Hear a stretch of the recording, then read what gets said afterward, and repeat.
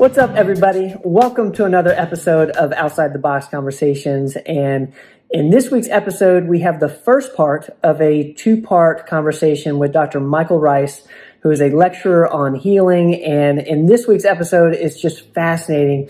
We talk about the power of forgiveness. And he walks us through, the steps to forgiveness, what it actually means to forgive, and what that actually, the consequences that can have on your health. It's fascinating. I was fascinated by it. It wasn't the original topic of what our conversation was going to be about, and I couldn't stop asking him questions about it. So that's what this first episode is, or the first part of this conversation. So I'm going to let you guys get to the episode. This is me on Outside the Box Conversations with Dr. Michael Ryce. Welcome back, everybody, to another episode of Outside the Box Conversations. And I'm going to be so geeked out about this conversation, and I can't wait for you guys to jump in here because you have no idea what I'm talking about yet. But I, of course, am with Dr. Michael Ryce, and who's a healer, a lecturer on health as well. And Dr. Ryce, how's it going, man? It's rocking. I'm looking forward to what we're going to cover today. We're going to have so much fun, and from what I understand it, you do radio as well. I have a radio show 5 days a week. I've been doing for about 10 years. And if any questions come out of our conversation today, people can call my radio show from 1 till 2 o'clock, Monday through Friday, at 563-999-3581, and we'll be having a conversation. That is so cool. I didn't even know that. I knew that you were on the radio on a very regular basis. That's a lot of radio time, man. You have a tough time filling up the spot. That would be so hard. Not in the least. No. I can do 5 hours a day. There's so much to cover in this field of wholeness and well-being that there's no end to the conversation. And the core of what I do, we're going to be talking about a device today, but the core of what I do is actually first century Aramaic forgiveness. And it's the exact opposite of what this culture teaches is forgiveness. The Greeks would say to you and I, well, that person over there did this terrible thing that caused all this pain inside of you. But, you should really be big about it, and you should forgive them. You should let them off the hook for what they've done. Now, if there's pain moving inside of me, the reason there's pain moving inside of me is because there's something in me causing that pain. Sure. If I let him off the hook for what's happening inside of me, have I done anything to change what's happening inside of me? No, I've actually focused on the energy that's creating the pain. I focused on my disease process. I blame somebody else, and I'm going to let them off the hook, which does nothing to this. They talked about a technology and a tool where if you were in pain, you went inside yourself and removed the root of your pain. Nothing to do with letting other people off the hook for it. Exact opposite of what the culture teaches. So that's the core of the work that I've developed over the last 40 years. Well, I have about 40 questions because that is such a fascinating topic, for one. Now, because I'm very interested in inner healing, stuff of that nature. So Tell me, if forgiveness or letting people off the hook isn't the answer, how do we? No, forgiveness. Wait. Forgiveness is the answer.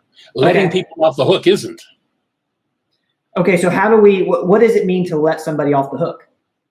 Well, again, our culture says, just say, I forgive you, which means I let you off the hook. In Aramaic, you'd never be told such a thing. In fact, the man named Yeshua, they call him Jesus. His name is not Jesus. His name was Yeshua. If you go back to his first century Aramaic words, there's a passage where he says, you must forgive from your heart the wrongs of your brother. Now, that's made to sound like some sort of bleeding heart statement by the Greeks, but in the Aramaic language, the word heart, today we translate as the unconscious. What he was saying is, you must go into your unconscious mind and clean out or remove that which you've put into your brain's image of your brother. That's forgiveness. And there's a technology for doing it. What do you mean by technology for doing it? Is there actual, step by step, here's how you do the process. And that's on my website. My website's whyagain.org. And if somebody wants to know more about the forgiveness process, of course, they can call into my radio show 5 days a week. And or go to the website, upper left-hand corner of the site says start here. It'll walk you through dozens of links that will explain exactly how our perceptual structures in our minds are exactly backward. And so we've been taught tools that are exactly backward. And what we're doing with this work is going back to the first century technology and reversing it and bringing it back into line with what the truth is. See, we've been taught in this culture that, I have a set of eyes, they're windows. I look out into the world and I see what's happening. That's the biggest lie that's ever been told. You don't have any windows to the world. You can't see out through your eyes. The eye is a one-way valve. Scientifically, light information comes into the eye receives it, and that causes energy to move in the brain. It resonates content in the brain. And the brain produces the picture world that you see. You're not seeing anything out there. Nothing looks the way your so-called eyes tell you they look. It's not a two-way valve. Energy doesn't come in and you see out.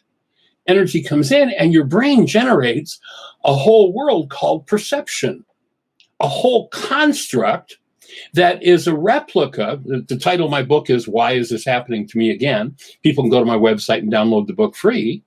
And why is this happening to me again? Because I have certain pained content within my structure that I refuse to be responsible for. And when it comes up, I blame everybody else. You made me mad. You made me sad. You hurt me. They did it to me.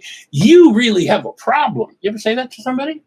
Yeah. The question I ask people who do that is, if they're the one with the problem, why are you the one with the pain? Something about that doesn't make sense. Obviously, if they're the one with the problem, they'd be the one with the pain. If you're the one with the pain and you think it's their problem, you really have a problem. So would you? The problem is projection.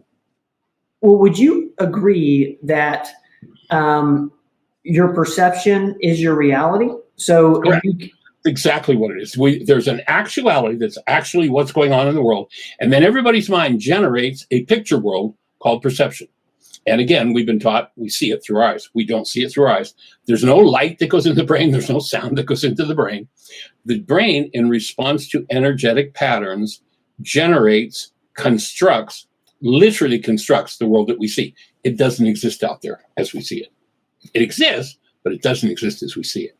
And Dr. Ryce, like just hearing you talk about this, I get so optimistic because the way that makes me feel is that I'm in more control than I realize, and I find that so fascinating. And you get out of the sleep. Yeah.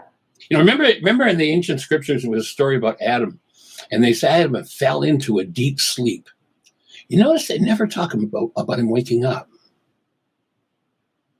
Most people are still asleep in Adamos. Adamos means red clay. Perception is a product of energetic patterns moving within the red clay. And the perceptions, the constructs that move within the red clay come from generations upon generations upon generations of insanity. So would you think or do you teach people to figure out the way they want to perceive things?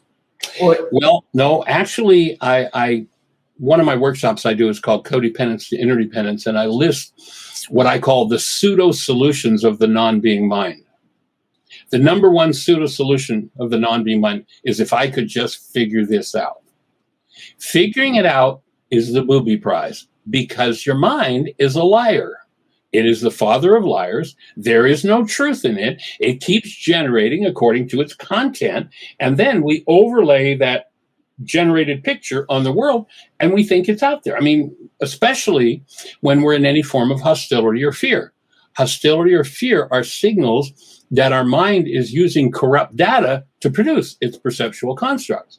Has anybody ever accused you of saying something you absolutely never said, doing something you absolutely never done? Has that ever happened to you? Yes.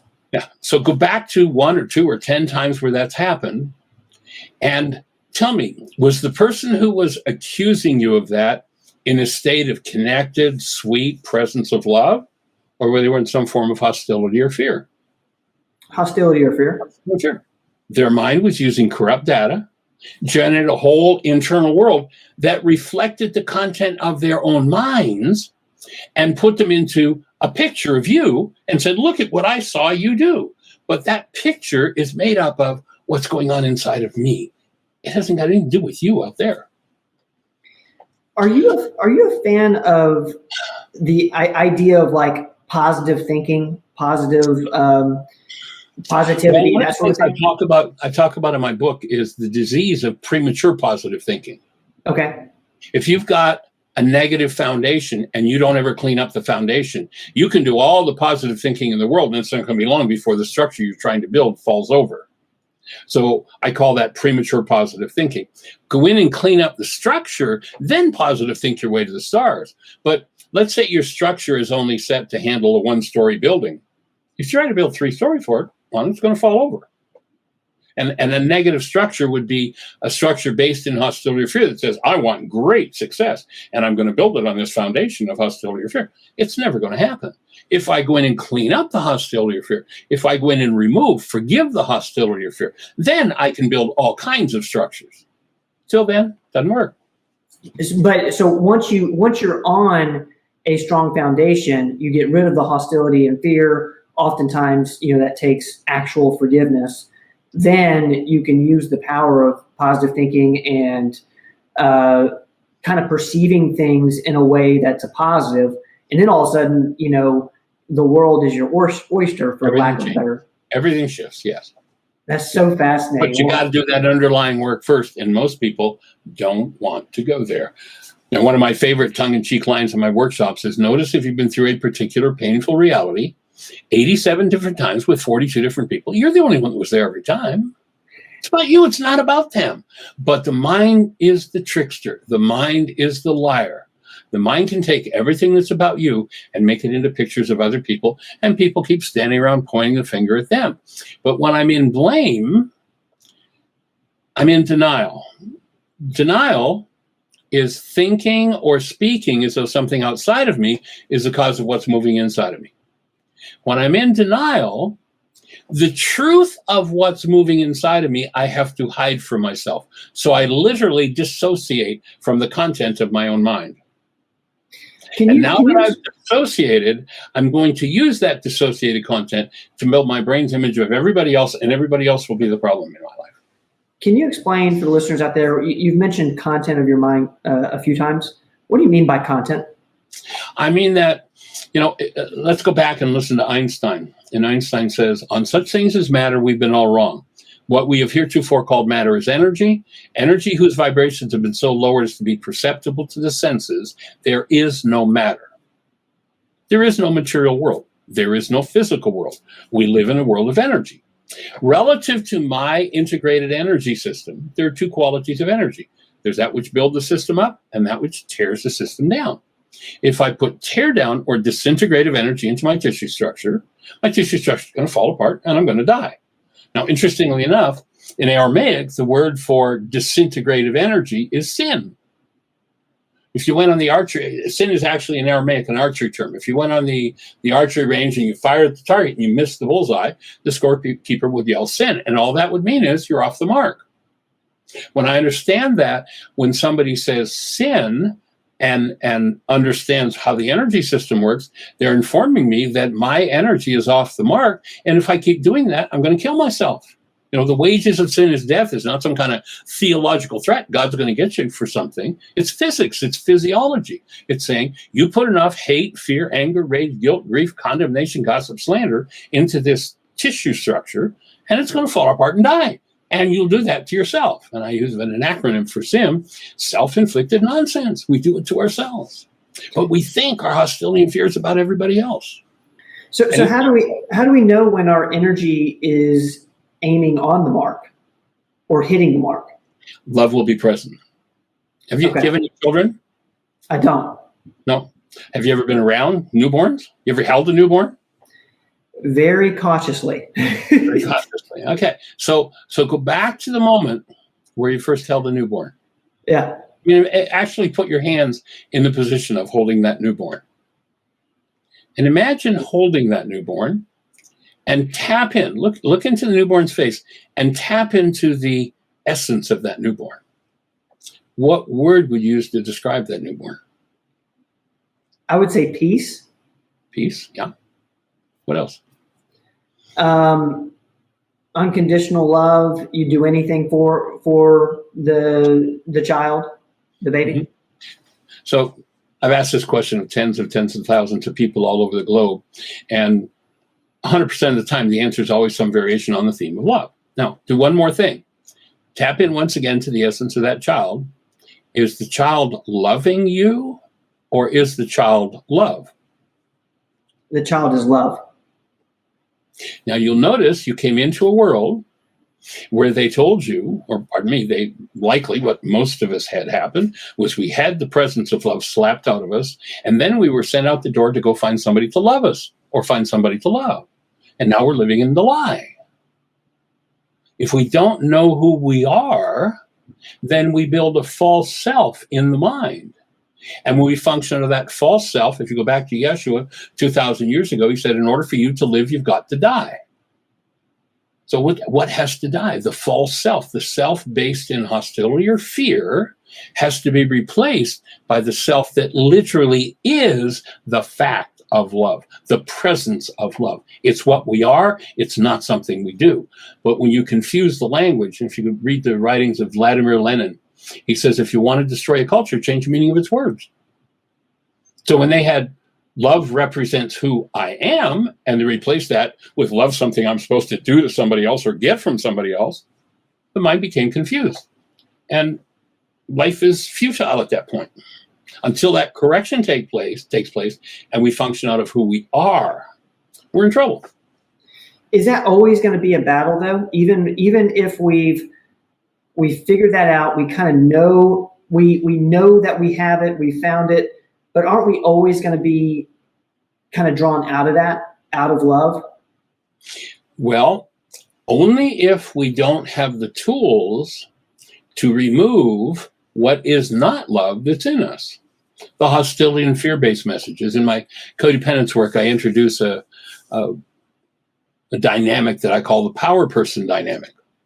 The power person is somebody in our lives that had more power over our lives than we did, was not functioning at love at a given moment, and we perceived it as survival, the situation. When those three factors occur, it's usually with children, though not always, and it's usually a parent. When that happens, the child opens its energy field wide, and let's say the power person, parent, or whoever it is in rage. That energy of rage is simply absorbed into the field of the child and becomes the root of who it thinks it is. In the future, that child will only ever be able to do, and I don't care whether they're 12, 22, 92, or 102, there are only three behaviors that they will be able to do for the rest of their lives until they clean up the power person dynamic, until they forgive that energetic pattern from that original experience. And their behaviors, and just check it out and see how this looks for you. And I offer, this is what absolutely runs the whole world. The three behaviors relate to the levels of stress that we're under. When there's no stress, we'll do whatever we did to get along with our power person. That will be our normal persona. When stress starts to build, we'll do whatever we did to resist and survive with our power person. And when we become ultra stressed, we'll do what our power person did to us that we hated the most. Runs the world. Business, church, medicine, government, the whole game. That's how it's run. And until that power person dynamic is discovered, and one goes into their own structure and removes that dynamic, it runs their lives. It sounds kind of painful to remove that. Well, no, actually, it's really painful to keep it, to hold on to it, to live out of it. People say, well, that sounds like it's going to be really hard. Well, actually, it takes effort. It's not hard. It takes effort to do the work of cleaning up your mind. What's really hard is living in an underlying dynamic of hostility or fear, believing it's everybody else's fault, projecting and blaming them, and trying to get a life together. That's really hard, but it doesn't take any effort. It's automatic because it's in what's called the automatic decision system in the mind, and it just automatically runs. It does take effort to do the other, but the other's the easy way to live, believe me.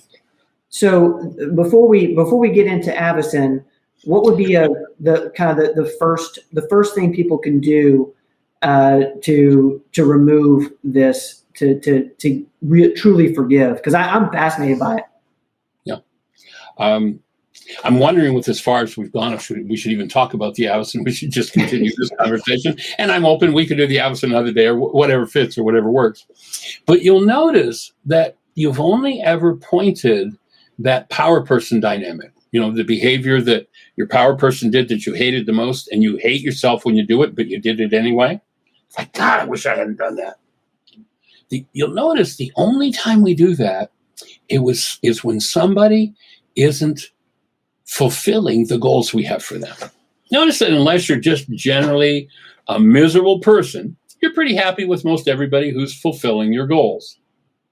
But the minute somebody stops doing what you want them to do, notice you move out of what, usually, to get along with power person, it was, I'm Mr. Nice Guy. When stress starts to build, I'm Mr. Snarky. When I become ultra stressed, I do the hateful thing and the hateful words and the hateful actions my power person did to me that I hated most. And I only do that when somebody's violating a goal I have for them. So the first step would be to not have any expectations of others. Well, no, because that's a pretty unrealistic way to live. But here's what happens. In the Aramaic language, the word forgive is shabak, and it means to cancel. Now, in a conflict situation, canceling you's murder, probably not a very good idea. Canceling myself, suicide, let's forget that one. But in any situation that I'm in, I can always cancel the goal that causes my mind, when that goal is violated, to use that power person dynamic. I'm always in charge of that. And the core of forgiveness, let's say I'm interacting with somebody and they're being kind of nasty with me, and I just want them to be caring and gentle with me. And they're not. And I go into a fit of rage because they're not caring and gentle with me. What would forgiveness look like? Now, this is going to sound really strange. And the reason it sounds strange is because our minds are programmed exactly backward. When I cancel the goal for them to treat me gently and respectfully, the perceptual construct driven by that goal collapses. And when it collapses in on itself, and I get to look at the underlying dynamic, the content in my heart, my unconscious, that Yeshua says I need to remove in order to be free of that pain. Now people say, well, but that's a perfectly good goal for them to be caring and gentle with me. Why would I cancel that? You're right. It's a wonderful goal. Everybody should have that goal for everybody in the world. But you'll notice if you have that goal and somebody violates it, you go into rage. You need to clean up your rage. Now, the problem isn't the goal. It's a perfectly wonderful goal. The problem is goals are the drivers for perception. There's some interesting Harvard research that says that in a time frame where 10,000 brain cells firing, there are literally 10,000 measurable units of electrical activity going on in the brain, the max amount of data that goes into conscious awareness is 9 bits. Obviously, if 10,000 brain cells are firing and I get to see a 9-bit perceptual construct, something determines which 9 bits my mind uses to produce its perception. It's my goal that drives that process. When I cancel that goal, the 9-bit rage that comes up because they violated the goal collapses when I cancel it. And when it collapses, think about the 9/11 towers. When they went down, here's this tower at free fall speed, dropping into its own footprint. Now, in physics, that's an impossibility, but that's another story. But just think about that dropping in on its own footprint. When I have a perception that's based in unconscious dynamics of rage, guilt, grief, condemnation, gossip, slander, vengeance, that is activated because I've loaded a goal in my mind. And so here comes this construct of my mind that shows me that you're obviously the problem. Now, I say to myself, well, I've been through this 87 different times with 42 different people, so he's probably not the problem. This must be my problem. What am I going to do? I cancel the goal, and that perception collapses. And when it collapses, it gives me access to what underlies it, what's in my heart, my unconscious. And when I bring it forward, and one of the steps in our forgiveness worksheet process is holding to a space of love. When I bring that forward in the presence of love, it dissolves. That's when forgiveness happens. By the way, we have an app for that. You can go to your app store. Actually, we're just redoing it. We've just revamped our whole app, and it'll probably be a day or two before it's accessible on the Android or the iPhone. We're just doing some final work on that.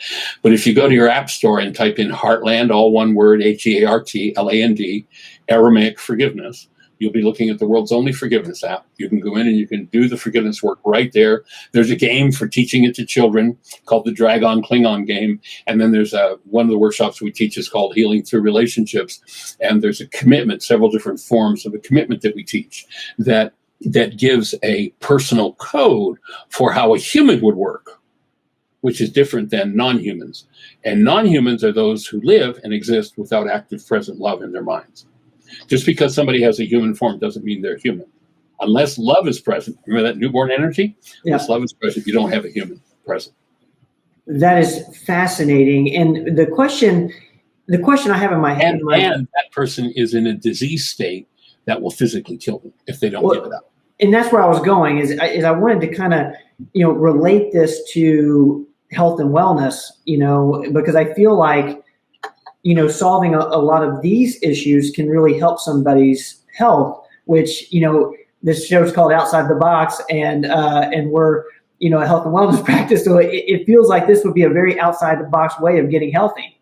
Yeah. I have watched, I could tell you about people, person after person after person, with just about every disease you can imagine disappearing that fast when they forgive. Remember, we don't have a physical body. We have an energetic body. Right. When there's a dis-ease energy, a quality of energy in tissue that doesn't belong there, the tissue structure is disordered. Of course, we look at our perceptual system, looks at it with the eyes and says, well, that's distorted. We call that the ABC disease, or this distortion we call the XYZ disease. The truth is there's only one disease, and that is an energy in the system that doesn't belong in the system. And when you remove it, if it's distorted, if it's supposed to look like this, but it's distorted to look like this because of the energy that's there, the minute you remove the interfering energy, it goes back to this.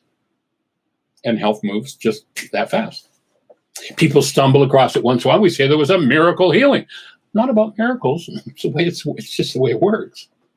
You go back to the Aramaic, first century, and it's interesting, the Aramaic language is the root language of at least 5 of the world's major religions. Not because it's a religious language, it's a physics language. The man named Yeshua was a physicist, he was a physician, he was a psychologist, he was not a theologian, he was a geneticist, he was a physiologist, he knew exactly how it worked. And they called what he did miracles. But you'll notice when they call him doing those miracles, in most every case, when he's asked, he turns to the person and says, it was your work, it was what you did that made you whole, not what I did. And now the miracle aspect disappears, and it becomes even more miraculous because when you understand how it works, it just works. That's super cool. We have generations and generations of those patterns. Go back to the story of the Jews wandering in the desert for 40 years. Think about this for a minute. Here are millions of people in a 35 square mile area, and they're lost for 40 years. Now, these are a pretty bright group of people. They know exactly how astronomy works. They know where the sun comes up and the sun goes down. You think they couldn't have said, well, tomorrow morning we're going to get up and we're going to follow the sun. We're going to get out of this desert. It wasn't about a hot, sandy place. The desert is another code word for the unconscious. And you'll notice, they said it was about 40. Most people are about 40 years before they start to scratch their heads and wake up and go, I've been through this 87 different times with 42 different people. Maybe I'm involved. Now they start to move out of unconsciousness. And then you'll notice what had to happen to get out of the desert, a code word for the unconscious, into the promised land. What had to happen? They said the old generation had to die off. That didn't mean everybody in old physical bodies had to physically die. The root of the word generation is generic. It means cause. All of the causes literally stored right down into the genes, the hostilities, the fears, the rages, and the guilts, the old causes of the trauma that people live in have to be removed. How do you remove it? It's called forgiveness. Forget about, people will say, oh, so I just let them off the, never forgive anybody ever again. Ever, never, never. It's crazy. But if you're in pain, forgive. Go inside yourself. find the root of your pain and remove it. And whatever tissue is distorted by that pain is just a signal. There's an energy there that doesn't belong. Whatever tissue is distorted by it, it'll go back to normalcy when the interfering energy is gone.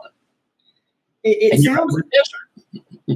sounds like I would assume that you know a little bit about epigenetics. I do.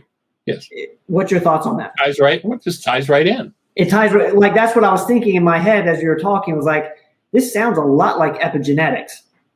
Yeah, the mental environment. If you go to the opening words in the book of John, where we're told it says, "In the beginning was the Word, and the Word became flesh." Not what it says at all.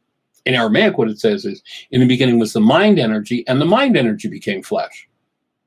Now, what the cell biologists are teaching us today is when you think of thought, you produce a neuropeptide, an actual molecule in your structure.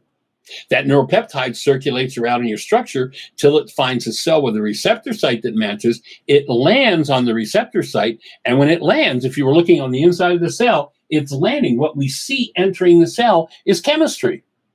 Chemistry that is we call it chemistry, but it's just a reflection of the mind energy, the neuropeptide that's entering the cell.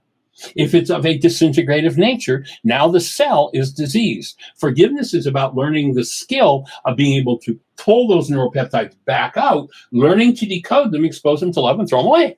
That's forgiveness. And then, because you have a strong structure, you can replace that with the, positive thoughts we were talking about and love thoughts, and thus